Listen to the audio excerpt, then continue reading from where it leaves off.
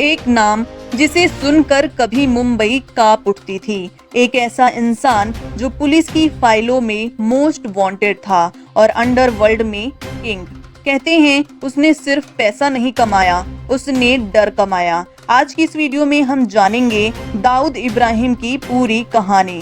कैसे एक पुलिस वाले का बेटा बन गया भारत का सबसे बड़ा डॉन और आखिर आज वो कहाँ है।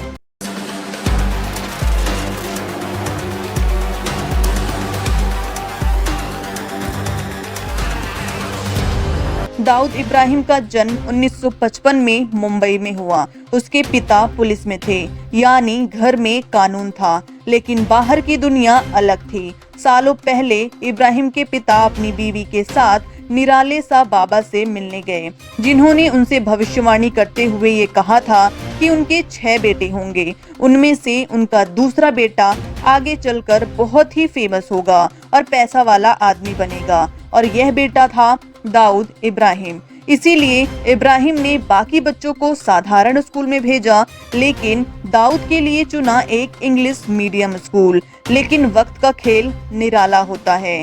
साल 1966 में एक high profile murder case solve ना कर पाने की वजह से इब्राहिम को सस्पेंड कर दिया गया और अचानक घर की हालत डगमगा गई। कभी कभी भूखे रहने तक की नौबत आ जाती थी। इसी दौर में दाऊद की पढ़ाई छूट गई और शुरू हुई उसकी असली कहानी। छोटी छोटी चोरी करना, झगड़े करना और फिर धीरे धीरे अपराध की दुनिया में कदम रखना। कहते हैं जब इंसान गलत रास्ते पर चलना शुरू करता है तो फिर वो रास्ता उसे खुद खींच लेता है, और यही हुआ दाऊद के साथ। 1970 के दशक में मुंबई में अंडरवर्ल्ड का राज था और उस वक्त सबसे बड़ा नाम था हाजी मस्तान और करीम लाला। दाऊद ने शुरुआत की स्मगलिंग, सोना, इलेक्ट्रॉनिक से, और धीरे धीरे उसने अपना गैंग बना लिया। फिर आया एक मोड़, दाऊद ने अपने ही भाई के साथ मिलकर एक नया गैंग बनाया, डी कंपनी, और यहीं से शुरू हुआ मुंबई के अंडरवर्ल्ड का सबसे खतरनाक दौर। उनका नेटवर्क बढ़ता गया, लोग उससे डरने लगे। कहते हैं उसके फोन कॉल से ही लोगों की किस्मत बदल जाती थी। अंडरवर्ल्ड में दोस्ती से ज्यादा दुश्मनी होती है। दाऊद की सबसे बड़ी दुश्मनी हुई पठान गैंग से, और फिर शुरू हुआ खूनी खेल। दिन दहाड़े गोलियां चलने लगी, मुंबई की सड़कों पर खून बहने लगा, हर कोई डर में जीने लगा। एक बार करीम लाला के आदमियों ने दाऊद को पकड़कर बुरी तरह पीटा। उस दिन उसे सिर्फ चोट नहीं लगी थी, बल्कि अपमान का जख्म भी मिला था, और वही जख्म उसके अंदर बदले की आग बन गई। आने वाली सालों में यह दुश्मनी एक एक कर सब पर भारी पड़ी। 1981 में मनिया सुरवे और पठान गैंग ने उसके भाई सबीर की हत्या कर दी। इसके बाद दाऊद का दिमाग सनक गया। उसने पुलिस से हाथ मिला लिया और दुश्मनों की जानकारी देकर उनके गैंग को एक एक करके खत्म करवा दिया।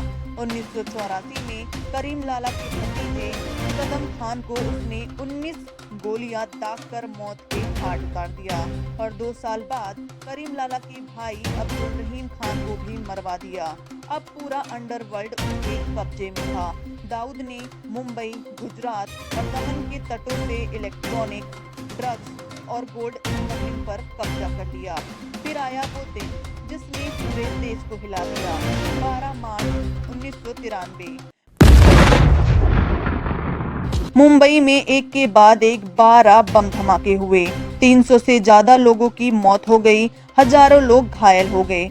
पूरा शहर डर से थरथरा गया। जांच में सामने आया इन धमाकों की पूरी प्लानिंग दुबई और कराची से हुई थी, और इसके पीछे था अंडरवर्ल्ड डॉन दाऊद इब्राहिम। भारत सरकार ने उसे मोस्ट वांटेड टेररिस्ट घोषित कर दिया। तब से लेकर आज तक इंटरपोल और भारतीय एजेंसियां उसे दुनिया के कोने कोने में तलाश रही है, लेकिन वह अब तक किसी के हाथ नहीं आया है। आज भी सबसे बड़ा सवाल यही है, दाऊद इब्राहिम है कहाँ? कहा जाता है कि वो पाकिस्तान में छुपा है, लेकिन आधिकारिक तौर पर इसे माना नहीं जाता। हर कुछ साल में ये खबरें सामने आती हैं कि दाऊद मर गया, लेकिन हर बार ये सिर्फ अफवाह ही साबित होती है। हाल ही में सोशल मीडिया पर खबरें वायरल हुई कि उसे जहर दे दिया गया। कुछ लोगों ने कहा उसे हार्ट अटैक आया, तो कुछ ने दावा किया वो अस्पताल में मर चुका है। सच क्या है ये आज भी एक रहस्य है। तो आपको क्या लगता है, क्या दाऊद इब्राहिम सच में मर चुका है या अभी भी कहीं छुपकर अपनी जिंदगी जी रहा है? अपनी राय नीचे कमेंट में जरूर बताइए और ऐसी ही सच्ची और रहस्यमयी कहानियों के लिए चैनल को सब्सक्राइब करना मत भूलिए। मिलते हैं नेक्स्ट वीडियो में।